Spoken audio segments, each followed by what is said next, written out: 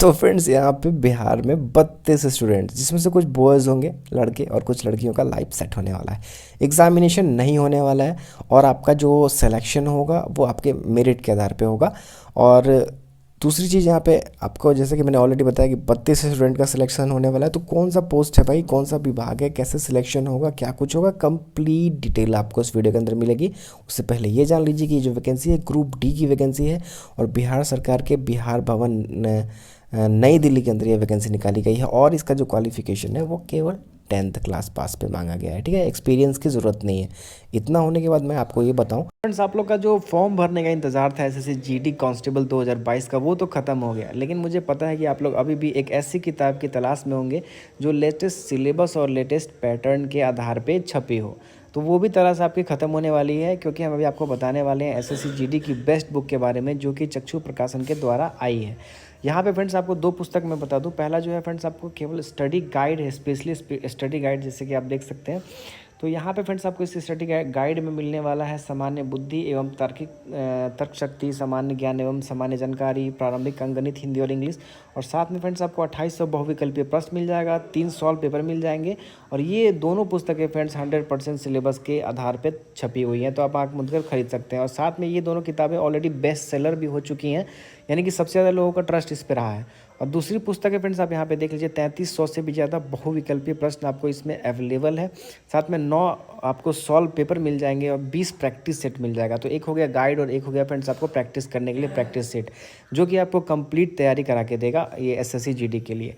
तो ज़रूर जाइए, इसको खरीदिए, अपने नज़दीकी किसी दुकान से खरीदिए, वहाँ पे अवेलेबल है, या फिर लिंक मैंने डिस्क्रिप्शन में लगा दिया है, आप वहाँ से भी इसको खरीद सकते हैं।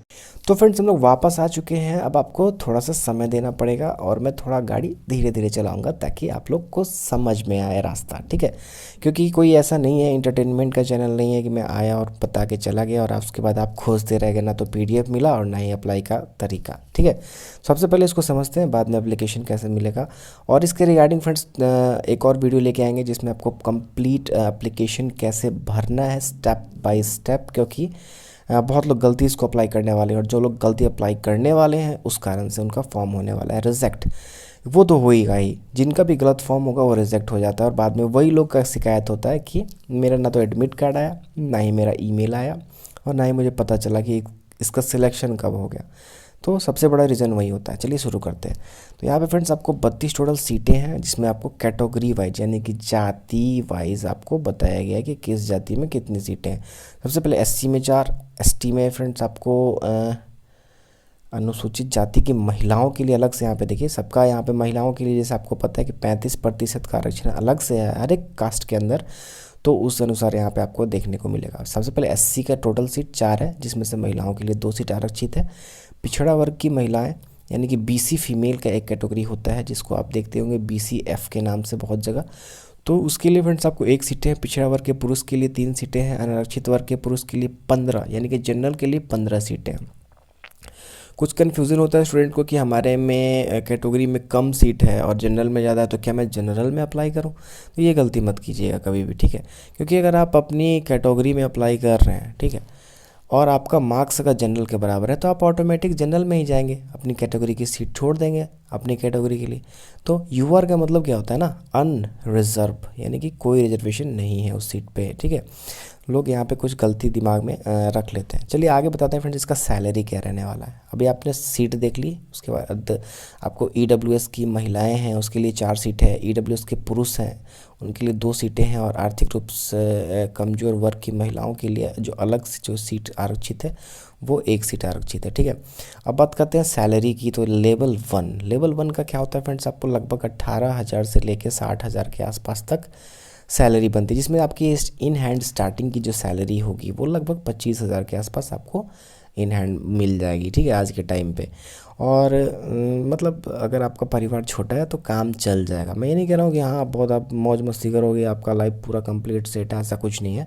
25,000 आज के टाइम पे स्टार्टिंग में बहुत कम ही होता है, लेकिन हाँ फिर भी छोटा परिवार है तो चल जाएगा, ठीक है। बाकी जो डिटेल्स आपको इस चैनल पे मैं देता रहूँगा, अगर आप अपडेट लेते रहते हैं, फॉलो करते हैं गवर्नमेंट जॉब्स के, खासकर मैं यहाँ पे आपको जो भी वैकेंसीज आती हैं भारत सरकार की हो या बिहार सरकार की, वो आपको एकदम एग्जैक्टली इस चैनल पे आपको अपडेट मिलता रहेगा, ठीक है।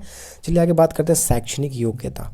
तो यहाँ पे आपको सरकार द्वारा मान्यता प्राप्त स्कूल से 10वीं कक्षा मैट्रिक उत्तीर्ण होना, या आप यहाँ पे देखिए प्रॉब्लम कहाँ आ जाती है ना, ये जो समकक्ष आ जाता है ना जब भी, तो यहाँ पे दिक्कत आ जाती है। यहाँ पे इन लोगों को करना क्या चाहिए, क्लियर मेंशन करना चाहिए कि बीटीसी, सीबीएसई ऐसे करके, या आईसीएसई, जो जो बोर्ड्स है ना, जेन्युइन बोर्ड्स है जहाँ पे स्टूडेंट्स अपनी मेहनत से पढ़ाई करके मार्क्स हासिल करते हैं, वहाँ वाले स्टूडेंट्स को ही अलाउ करना चाहिए। अब होता क्या है कि फुकानिया हो गया, संस्कृत बोर्ड, मध्यमा, फलाना चिलाना का वाले स्टूडेंट्स का होता क्या है, परसेंटेज अधिक होता है और सिलेक्शन उनका हो जाता है। तो ये दिक्कत है, मेरिटोरियस स्टूडेंट्स रह जाते हैं। अब बात करते हैं आयु सीमा की। तो यहाँ पे 1 अगस्त 2022 को अगर आपकी उम्र 18 साल हो चुकी है तो आप लोग एलिजिबल हैं। अभी कुछ लोग के माइंड में चल रहा होगा कि पोस्ट कौन सा है, तो मैंने आपको बताया ना, ग्रुप डी का मतलब होता है ऑलमोस्ट आपको ऑफिस असिस्टेंट का, कार्यालय सहायक का पोस्ट होता है। तो या फिर आप उसको एमटीएस कर लीजिए, मल्टीटास्किंग स्टाफ, ये होता है। अभी भी बहुत लोग कमेंट करेंगे कौन सा पोस्ट है, कहाँ लिंक है, क्योंकि वो लोग वीडियो नहीं देखते हैं, वो लोग सीधा लिंक पे जाते हैं और गलत फॉर्म अप्लाई करके अपना करियर ख़राब कर लेते हैं। ठीक है, चलिए आगे बताते हैं आपको। मिनिमम 18 साल आपकी 1 अगस्त को हो जानी चाहिए उम्र, और अधिकतम अगर आप सामान्य जाति के हैं तो 37 साल, और सामान्य जाति की महिला हैं तो 40 साल, पिछड़ा वर्ग हैं तो आप कम से कम 40 साल तक अप्लाई कर सकते हैं। अनुसूचित जाति और अनुसूचित जनजाति भी हैं तब आपको 42 साल तक के लिए यहाँ पे आपको रहने वाली है। कुछ यहाँ पे उम्र की जो छूट है वो पहले से जो कार्य कर रहे हैं, चतुर्थ वर्गीय कर्मचारी हैं इसी डिपार्ट के अंदर, उन लोगों को थोड़ा सा उम्र में डिस्काउंट मिल जाएगा। और दूसरी चीज़ डिस्काउंट मिलेगी उनको मेघांक में। मान के चलिए कि आप उस डिपार्टमेंट के नहीं हैं, बाहर के स्टूडेंट हैं और आपका 95% मार्क्स है, ठीक, और डिपार्टमेंट के जो कैंडिडेट हैं उनका भी 95% मार्क्स है, तो वहाँ पे डिपार्टमेंट वाले का सिलेक्शन हो जाएगा। लेकिन अगर आपका 96 भी है देन आपका सिलेक्शन हो जाएगा। ठीक है, तो थोड़ा सा प्रेफरेंस है, अगर बराबर मार्क्स है तो डिपार्टमेंट वाले का सिलेक्शन होगा, नहीं तो आपका होगा अगर आपका ज़्यादा है तो। ठीक, चलिए ये क्लियर हो गया। अब आपको बताते हैं फ्रेंड्स, यहाँ पे 7वें नंबर पे जो पॉइंट है इसमें लिखा हुआ है कि उम्मीदवारों को स्वस्थ होना एवं साइकिल चलाने का ज्ञान होना आवश्यक है। महिला उम्मीदवार के लिए साइकिल चलाने की ज्ञान में छूट रहेगी। यानी कि अब साइकिल भाई किसको चलाने नहीं आता आज के टाइम पे, महिला हो या पुरुष हो, सब 4 व्हीलर चला रहे हैं आजकल, साइकिल कौन पूछता है। तो साइकिल चलाना इज़ नॉट अ इशू, उसको छोड़िए, नेगलेक्ट करिए, कोई पॉइंट नहीं है। आगे चलिए देखते हैं आवेदन पत्र के साथ जन्म तिथि। यहाँ पे देखिए ये इम्पोर्टेंट पॉइंट है, 8 नंबर इम्पोर्टेंट पॉइंट है भाई, ध्यान से देखना। तो यहाँ पे देखिए भाई आपको बता दें कि शैक्षणिक योग्यता जो है आपको क्या क्या लगेगा आवेदन पत्र के साथ। तो शैक्षणिक योग्यता में क्या क्या आ गया आपका, 10th क्लास का जो आपका मार्कशीट है और उसके साथ मूल प्रमाण पत्र आता है, वो दोनों आ जाएंगे। ठीक है, तो कुछ लोग का कमेंट करेंगे भाई मूल प्रमाण पत्र मेरा है ही नहीं, तो जाइए स्कूल से ले लीजिए, और सीबीएसई वाले का कोई अलग से नहीं आता है, दोनों उनका मार्कशीट और मूल प्रमाण पत्र सेम होता है, तो सीबीएसई वाले को अलग से कोई लगाने की ज़रूरत नहीं है। ठीक है, नेक्स्ट है फ्रेंड्स आपको जाति प्रमाण पत्र, एससी हैं, एसटी हैं, ईबीसी हैं, बीसी हैं, या फिर आप ईडब्ल्यूएस हैं, तो आपको जाति प्रमाण पत्र की आवश्यकता होगी। उसके बाद फ्रेंड्स बात करते हैं आवासीय प्रमाण पत्र, ये आपको चाहिए, ये चाहिए, ये चाहिए, 3 चीज़ें मैंने बता दी। शैक्षणिक योग्यता में मैट्रिक, और मैट्रिक के बाद मैट्रिक का मूल प्रमाण पत्र, ये दोनों रहेगा तो चलेगा। हाँ, अगर आप ज़्यादा पढ़े हैं, इंटरमीडिएट ग्रेजुएशन है, तो वो भी लगाइएगा, लेकिन कोई फ़ायदा नहीं होता है उसका। ठीक है, चलिए आगे आपको बता देते हैं। ये सब लगाने के बाद आपका जाति, निवास आदि कि अभी प्रमाणित प्रतियों। ठीक है, मैं अक्सर बताता हूँ कि कोई भी आप फॉर्म भर रहे हो ऑफलाइन, उसका जो भी आप अपलोड करते हो फॉर्म भरते समय, या फिर इसमें तो भेजना है, आपको क्या करना होता है, सेल्फ अटेस्टेड। तो मान के चलिए कि एक बार मैं एग्जांपल के तौर पे अक्सर बताता हूँ, वैसे ये आपका फॉर्म है, तो यहाँ पे आपको सिग्नेचर करना पड़ेगा नीचे, जहाँ पे आपको ब्लैंक स्पेस दिखे, खाली जगह दिखे, और वहाँ पे नीचे आपको लिख देना पड़ेगा सेल्फ अटेस्टेड। ठीक है, और मैं फॉर्म भरूंगा तो उसमें बताऊंगा, थोड़ा घबराइएगा नहीं। जो लोग भी हड़बड़ी में गड़बड़ी करते हैं ना, उन लोगों को बाद में बहुत दिक्कत होती है, फिर हमें ही कोसते हैं, हमें ही कॉल करने की कोशिश करते हैं कि सर मेरा ये गलती हो गया। उसके बाद मैं भी क्या कर सकता हूँ, कुछ भी नहीं कर सकते। चलिए आगे बता दें आपको यहाँ पे कि ये सारी चीज़ें अभी प्रमाणित, मतलब अपना उस पर साइन कर देना है, लिख देना है सेल्फ अटेस्टेड के साथ पासपोर्ट साइज का फोटोग्राफ एवं स्वपता लिफाफा 32 रुपया का पोस्टल टिकट के साथ संलग्न करना है। ये वाला पॉइंट है ना फ्रेंड्स, लोग को समझ में ही नहीं आएगा। ठीक है, और गलती 90% लोग कर लेंगे। जो लोग वीडियो देख रहे होंगे उनका तो श्योर है, वो लोग तो कभी गलती नहीं करेंगे। देखिए अब यहाँ पे क्या कह रहा है, यहाँ पे बोल रहे हैं ना कि पासपोर्ट साइज का फोटोग्राफ एवं स्वपता लिफाफा 32 रुपये का, उसमें पोस्टल टिकट संलग्न होना चाहिए। तो ये जो डॉक्यूमेंट्स हैं ये सारे आपको भी प्रमाणित करने हैं। उसके बाद आपको एक फ़ोटोग्राफ लगाना है सॉरी, फोटोग्राफ लगाना है। और स्वपता लिफाफा, एक जो आप जिस लिफाफे के अंदर इसको भेजने वाले हैं ना, उस लिफाफे के अंदर एक आपको छोटा सा लिफाफा लगाना है, जिसमें आपको फ्रॉम में ब्लैंक छोड़ना है और टू में अपना एड्रेस लिखना है। देखिए मैं ऐसे बोल रहा हूँ तो समझ में आपको नहीं आ रहा होगा। मान के चलिए कि ये लिफाफा है, तो यहाँ पे टू, और यहाँ पे जब आप फ्रॉम लिखते हैं ना, तो टू वाले कॉलम में आप अपना यहाँ पे एड्रेस लिख देंगे। छोटे वाले लिफाफे की बात कर रहा हूँ। और यहाँ पे आपको 32 रुपये का पोस्टल स्टैम्प चिपकाना पड़ेगा। ऐसा इसलिए बोला जा रहा है क्योंकि उधर से कुछ हो सकता है एडमिट कार्ड के रूप में या किसी भी इंफॉर्मेशन के रूप में वो आपके पास लौट सकता है। ठीक है, चलिए अब आगे बात करते हैं फ्रेंड्स आपको कि क्या क्या है। आवेदन पत्र मुख्य प्रशासनिक पदाधिकारी, बिहार भवन, कौटिल्य मार्ग, चाणक्यपुरी, नई दिल्ली के पते पर दिनांक 30/12/2022 से अपराह्न 5 बजे तक निश्चित रूप से प्राप्त हो जाना चाहिए। अधूरे अथवा निर्धारित तिथि से पश्चात प्राप्त आवेदन पर विचार नहीं किया जाएगा। तो यहाँ पे किसी प्रकार का ये नहीं लिखा हुआ है कि कैसे भेजना है, तो आप लोग इसको स्पीड पोस्ट या रजिस्टर्ड पोस्ट से ही भेजिएगा। बाय कुरियर मत भेजिएगा। गवर्नमेंट का कोई भी फॉर्म अगर बाय कुरियर भेजा जाता है तो समटाइम्स ऐसा देखने को मिला है कि उसको वापस घर पे भेजा जाता है, फॉर्म रिजेक्ट हो जाता है। ठीक है, तो कुरियर नहीं करना है, क्या करना है, रजिस्टर्ड यानी निबंधित डाक से भेजिए या फिर आप स्पीड पोस्ट कर दीजिएगा। 30 दिसंबर तक का टाइम है, अच्छा खासा समय है। तो आप अभी नॉर्मल पोस्ट भी कर सकते हैं, साधारण डाक से भी भेज सकते हैं।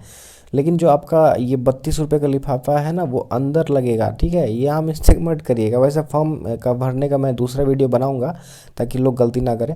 आरक्षण का लाभ बिहार राज्य के मूल निवासियों पर ही प्रभावी होगा, भाई पता है सबको, क्योंकि बिहार सरकार की भर्ती है तो यहाँ पे आरक्षण का लाभ बिहार वालों को ही मिलेगा। अदर स्टेट के कोई भी आवेदन अगर अप्लाई करते हैं स्टूडेंट, तो वो जनरल कास्ट में यानी कि अनरिजर्व वाली सीट पे ही जा पाएंगे। अभी यहाँ पे आपको देखने को मिल रहा है कि आवेदन का जो पत्र है कहाँ से डाउनलोड करना है, तो यहाँ साइट दिया हुआ है, मैंने चेक किया है, वैसे अभी नहीं खुल रहा है। जैसे ही खुलता है तो मैं वीडियो ज़रूर अपलोड कर दूंगा, जैसे ही फॉर्म इसका डाउनलोड हो पाएगा। आप लोग खुद से भी ट्राई करते रहिए। जैसे ही आप लोग को ट्राई करने पे अगर किसी को ये डाउनलोड हो जाता है तो आप लोग क्या करिए, कमेंट कर दीजिएगा कि डाउनलोड हो रहा है, तो मैं ज़रूर डाउनलोड करने के बाद उसको भर के आप लोग को दोबारा से वीडियो बना के बता दूँगा कैसे भरना है। ठीक है, अब आती है बात फ्रेंड्स कि बहुत इंपॉर्टेंट पॉइंट था ये, यही लोग कमेंट करेंगे बार बार कि फॉर्म कहाँ है, कैसे अप्लाई करें, फॉर्म कहाँ है, कैसे अप्लाई करें, जबकि मैंने बता दिया है। अभी आपको बता दूं फ्रेंड्स कि 12 नंबर पॉइंट है कि स्थानिक आयुक्त बिहार भवन नई दिल्ली को किसी एक अथवा सभी आवेदनों को निरस्त करने का अधिकार सुरक्षित है। मंत्रिमंडल सचिवालय विभाग की अधिसूचना संख्या 661 दिनांक 3/9/2014 के द्वारा प्रदत्त नियमावली बिहार भवन नई दिल्ली समूह घ भर्ती प्रोन्नति एवं सेवा सरणी मॉल 2014 के आलोक में न्यूनतम अर्हता पूर्ण करने पर बिहार भवन एवं संलग्न कार्यालय से कम 5 वर्ष तक संविदा के आधार पर कार्य अनुभव प्राप्त कर कर्मियों को बिहार भवन में नियुक्ति हेतु आरक्षण, मतलब कि जो 5 साल पूरा कर चुके हैं उन लोगों को थोड़ा सा रिलीफ मिलेगा, मिलना भी चाहिए भैया। 5 साल लगाए हैं उसमें टाइम, तो अब वहाँ से तो निकल नहीं सकते हैं, निकल के भटकेंगे कहाँ, तो थोड़ा बहुत तो रिलीफ मिल रहा है। ठीक है, अच्छी बात है। लेकिन हाँ, फ्रेश कैंडिडेट्स को भी पूरा मौका मिलना चाहिए, फ्रेशर्स को। ठीक है, तो आपको अभी मैं दोबारा से एक बार रिमाइंड दिलाऊंगा कि मैं दोबारा वीडियो बनाऊंगा तो उसमें आपको कंप्लीट डिटेल मिल जाएगा। और ये आपको फॉर्मेट वगैरह जो भी है, इसको डाउनलोड करना चाहते हैं तो डिस्क्रिप्शन में लिंक डाल दिया है, वहाँ से कर लीजिए, या फिर jobswalebhaiya.com पे जाके कर लीजिए, या फिर आप हमारे टेलीग्राम चैनल में जुड़ जाइए या फिर टेलीग्राम ग्रुप में जुड़ जाइए। हर जगह अवेलेबल हम लोग ने करा दिया है। ठीक है, और थोड़ा सा अभी मतलब वैकेंसी बीच में नहीं आ रही थी, लेकिन हाँ, जैसे ही कुछ भी अपडेट आता है आपको चैनल पे मैं अपडेट करता रहूँगा, जैसे कि करता रहता हूँ। ठीक है, और बीच में व्यस्तता बहुत ज़्यादा थी तो कुछ अपडेट्स अभी मैंने टेलीग्राम पे डाल दिए हैं और अभी मैं उसको कवर अप कर लूँगा। ठीक है, बीच में 1 हफ्ता मैंने वीडियो नहीं बनाया। चलिए कोई बात नहीं है, मिलते हैं फ्रेंड्स किसी नेक्स्ट वीडियो में। अच्छी लगी होगी तो लाइक कर दीजिएगा, और पहली बार है तो फिर से दोबारा से बताओ, सब्सक्राइब कर लीजिएगा, जरूर कर लीजिएगा, क्योंकि कोई अपडेट मिस नहीं होगा आपका। नेक्स्ट वीडियो में मिलते हैं फ्रेंड्स, तब तक के लिए धन्यवाद।